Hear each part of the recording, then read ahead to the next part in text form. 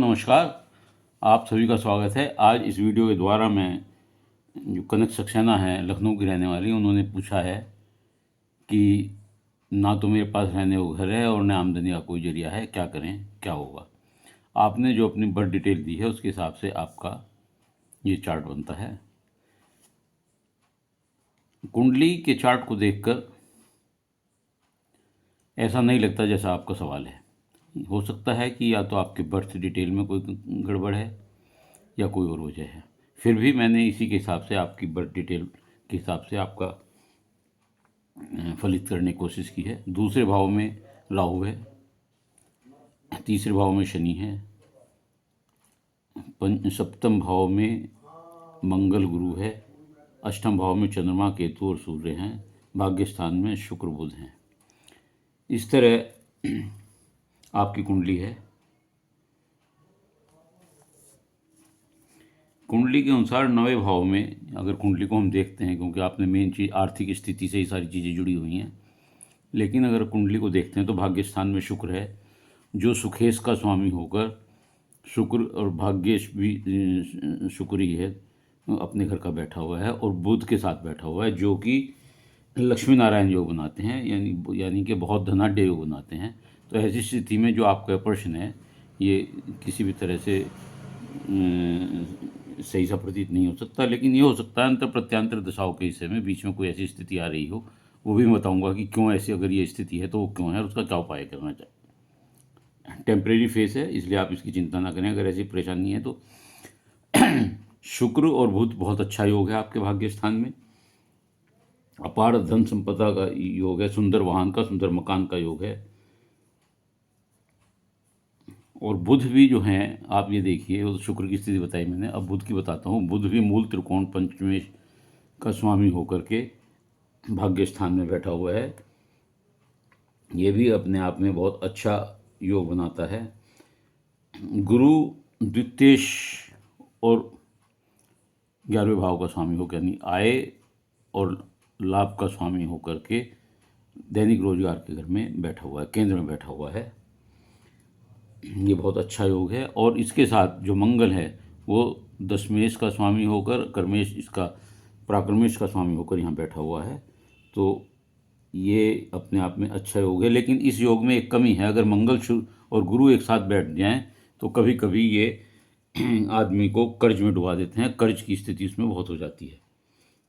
तो ये भी स्थिति हो सकती है कि इस योग की वजह से आपको परेशानी आप महसूस कर रहे हों।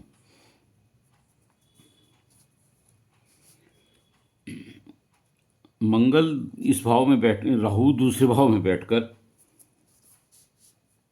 गलत प्रकार से धन कमाने की सोच देता है, जिस कारण आर्थिक और मानसिक तनाव पैदा हो जाता है। झूठ बोलकर रिश्तेदारों से ऐसे लोग कर्ज ले लेते हैं और वो समय पर उतार नहीं पाते, जिससे संबंध खराब हो जाते हैं। तो ये भी एक स्थिति ऐसी हो सकती है जो आपने बताई है।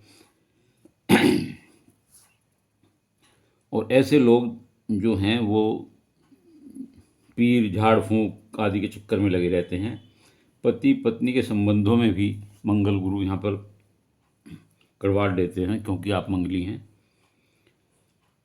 और कभी कभी मुकदमेबाजी भी फेस करनी पड़ सकती है। उसमें सलाह दी जाती है कि आप अगर कोई मुकदमेबाजी चल रही है तो उसमें सुलह कर लें। राहु दूसरे भाव में बैठकर अचानक धन संपत्ति लाभ देता है, विरासत से भी कोई संपत्ति आपको मिल सकती है। अष्टम केतु भी अचानक धन लाभ व विरासत से संपत्ति दिलाता है। और केतु यहाँ बैठकर हड्डियों में नसों की समस्या, कमर में दर्द, चोट, दुर्घटना देता है।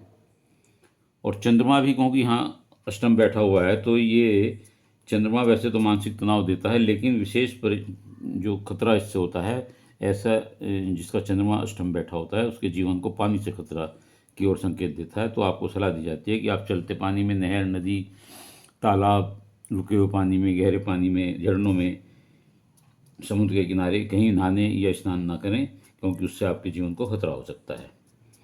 सूर्य भी यहाँ बैठकर, क्योंकि ये सप्तम का स्वामी होकर अष्टम बैठ गया है, तो ये भी दाम्पत्य जीवन में कुछ थोड़ी सी कड़वाहट दे देता है और विश्वासघात के भी आप शिकार हो सकते हैं।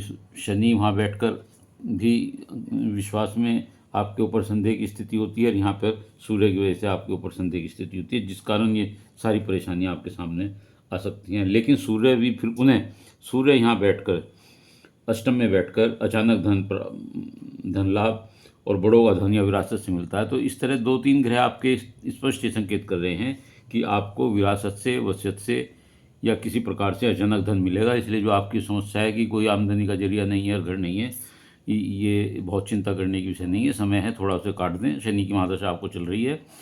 शुक्र बुध योग जो है लक्ष्मी नारायण योग है, इसमें आपको विश्वास रखना चाहिए कि आपको, अगर ये आपकी बर्थ डिटेल यही है तो आपको इन सब चीज़ों से निकाल देगा।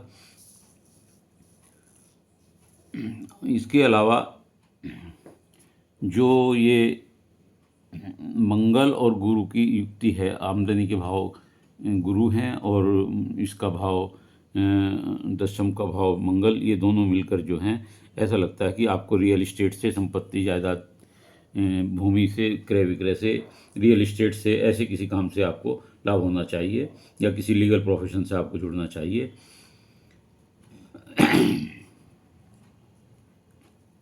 तो अब आपको इनके उपाय के बारे में शनि के बारे में और बता दूं। शनि के बारे में रह गया था।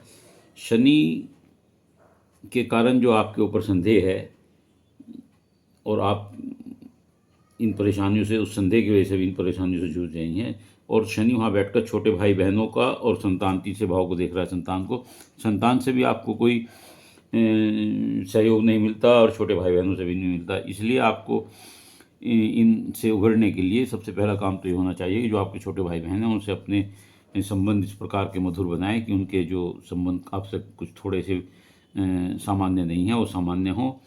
संतान से भी आप अपने संबंध ठीक से बनाएं। मंगल का उपाय करें, हनुमान जी को चोला चढ़ाएं और हनुमान चालीसा का पाठ करें। शिव जी पर जलाभिषेक करें और दूध भी चढ़ाएं। गणपति जी को दूबड़ा चढ़ाएं।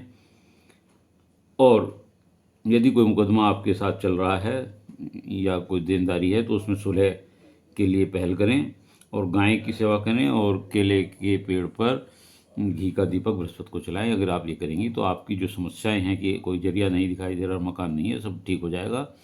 उम्मीद है कि अगर आप ये सब उपाय करेंगी और धैर्य रखेंगी तो सब समय निकल जाएगा, आपका भविष्य अच्छा है।